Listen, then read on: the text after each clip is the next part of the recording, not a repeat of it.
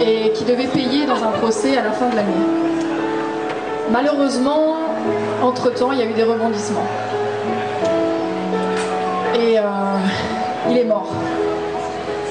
Il est mort, ce connard, ce bâtard. Il ne m'a même pas laissé le temps d'aller au bout de l'histoire. Il ne m'a même pas laissé le temps de savourer ma victoire. Je le déteste comme j'ai jamais détesté personne. Si c'est moi qui l'avais trouvé, je l'aurais retué en personne, à coups de poing féroces pour les souffrances atroces qu'il nous inflige encore par sa lâcheté légendaire de sale gosse. Je le hais jusqu'à la nuit des temps, et je vais vivre encore plus fort pour me venger maintenant, car il ne mérite pas un instant que je m'apitoie sur son sort. Je vais vivre une vie si belle qu'il saura à quel point il a eu tort,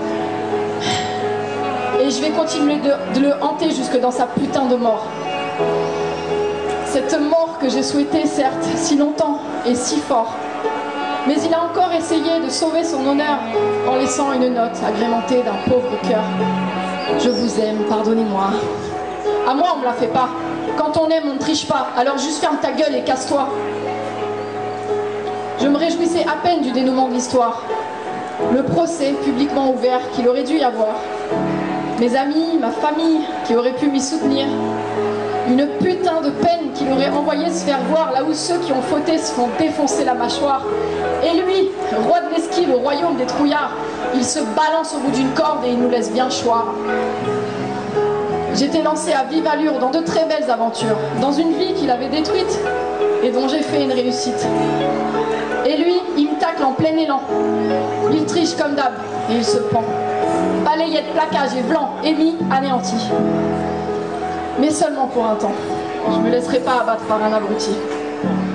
Je jure que si je l'avais trouvé, je l'aurais défoncé à coups de pied, tellement tout ça me met la rage. Et tellement il a manqué de courage pour assumer ses putains de fautes. Il est parti sans payer la note. Et ben c'est ça, t'as qu'à crever. Et compte pas sur moi pour te pleurer. Et à l'enterrement, on m'a empêché d'y aller. Parce que j'aurais voulu cracher sur sa gueule de sale enfoiré qui a encore tout fait foirer.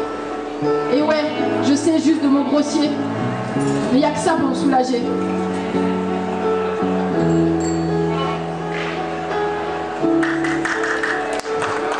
Ouais, juste de mots grossiers, tellement il n'y a que ça pour me soulager. Et j'emmerde ceux qui sont choqués. Là, vous vous trompez d'accuser.